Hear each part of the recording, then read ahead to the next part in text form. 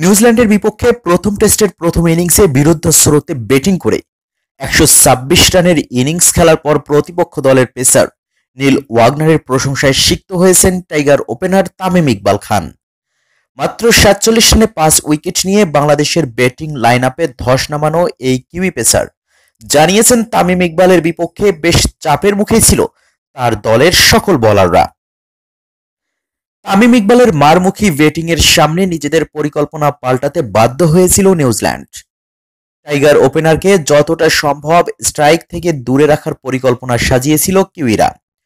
ছন্দে থাকা তামিম ইকবালকে এক প্রান্তে রেখে বাকি ব্যাটসম্যানদের কুপোকাত করাই ছিল স্বাগতিকদের মূল লক্ষ্য।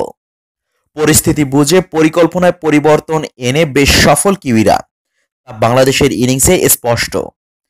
একাই টাইগার মিডল অর্ডারে ধস নামানো কিউই এই পেসার প্রথম দিন শেষে সংবাদ সম্মেলনে বলেছেন, সে দুর্দান্ত কিছু শট খেলেছিল কভার আর স্কোয়ার অঞ্চল দিয়ে। সুতরাং আমরা আমাদের পরিকল্পনা পরিবর্তন করতে বাধ্য হয়েছিলাম এবং তাকে ডট বল দিতে চেষ্টা করছিলাম, কারণ সে অনেক দ্রুত রান করছিল। সে আমাদের উপর অনেক বেশি চাপ সৃষ্টি করেছিল। আমরা উপায় খুঁজছিলাম তাকে স্ট্রাইকে না দিতে এবং আমার মতে সেটি আমরা ভালো মতো করতে পেরেছি এবং পুরস্কারও পেয়েছি। মাত্র ৩৭ বলে অর্ধশতক হাঁকানোর পর ১০০ বলে শতক হাঁকিয়েছেন তামিম ইকবাল। স্বাগতিক বোলারদের রীতিমতো শাসন করেছেন তিনি।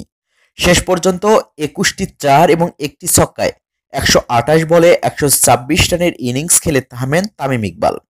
এমন ইনিংসের প্রশংসা করে নীল ওয়াগনার বলেন, আমরা অবশ্যই চেষ্টা করছিলাম তার কাছ থেকে একটু দূরে বল করতে।